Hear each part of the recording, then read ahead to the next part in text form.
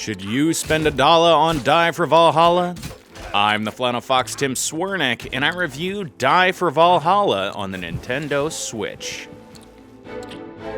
In the land of the Vikings, an enemy-ridden portal has opened, and the Great Old One is trying to take over the world. It is the job of the Valkyries and the Vikings to stop this terrible foe. Yes, the story of Die for Valhalla is a brief one, but plays on Norse mythology, in which Valhalla is where the Vikings long to go after death, a majestic, enormous hall ruled by Odin, you know, Thor's dad. And the Valkyries, or in Old Norse, choosers of the slain, choose those who survive battle and those who do not. Die for Valhalla is a 2D side-scrolling beat-em-up RPG, where you play as a Valkyrie who can possess different Vikings to fight as, allowing them to take damage instead of yourself. Working your way through the levels, destroying the different enemies that each world throws at you. While playing as each Viking, at any point in time you can choose to leave that Viking's body, causing them to die and you return to your spirit state. From there you can either fight as the Valkyrie or inhabit another Viking. But make your choice quickly, because while Vikings can die one after the other, the player's life depends on that of the Valkyrie. From possession to possession, if she gets hit one too many times and dies, your turn is over. Which if you choose hardcore mode instead of normal mode at the beginning, which is a roguelite experience, you'll begin from square one, with all of that Valkyrie's skills taken away. While not dying as the Valkyrie is important, so is dying as the Viking.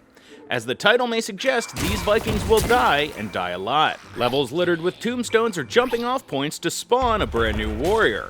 If you're fighting with a sword and shield, but an archer or mage would work better against this particular enemy, leave that old body behind and upgrade to a ranged attack. As each different combat class is very different, each has advantages and disadvantages over certain foes. While each character has the same combo pattern, each warrior's attacks are different. Comboing with your Berserker will leave your enemy stunned on the ground, while the Archer will increase the number of arrows each shot as you work your way through the combo, ending with a magical high damage arrow at the end. You do begin with only 3 Vikings to play as, and unlocking new characters takes an extremely long time. Moving in all directions with your left joystick, you can also jump, dodge, parry, and block. Adding a bit more mechanics than the average beat-em-up game does give you a good base to work off of in the combat department, although the jump is not as responsive as you would like, giving me great difficulty when trying to remove myself from a deadly situation. Beginning in a world map where you select each level that you're going to play through is incredibly hard to intuitively navigate. Yes, you can move easily from circle to circle, but it's hard to know exactly where you're going or what you're working toward. With a bunch of different objectives in the right-hand corner of the map, I have no real clue where to go to solve a specific quest. When in the thick of gameplay, almost every level feels the same. Yes, some minor scenery changes note your progression throughout the world, but that's about it.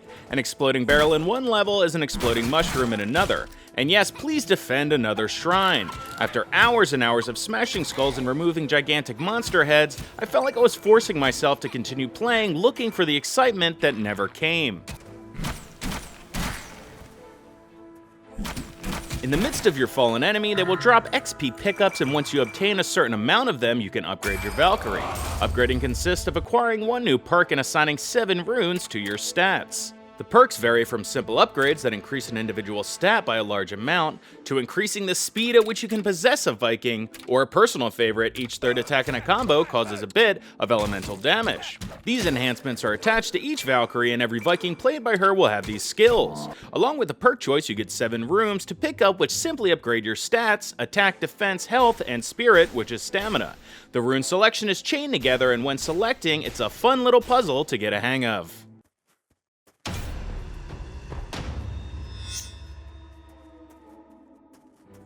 Die for Valhalla is a great setup for a game that simply fails to deliver. With a solid combat system, fun art style, and tons of bearded warriors to play as, the early gameplay feels incredibly promising. Unfortunately, after you get a hang of the controls, it is grindy and repetitive with no real feeling of progression or reward. While I looked up the plot of the story, you wouldn't know it from the gameplay, and you never feel it in the funny but aimless cutscenes. Certain levels I was dodging and hacking at easy enemies with tons of health for so long that I just had to put down the controller, take a 10-minute break to come back and continue with the monotony. Which is such a shame because I really like the art style and combat system of the game and really wanted to like it. which is why I'm giving Die for Valhalla on the Nintendo Switch a 4.5 out of 10.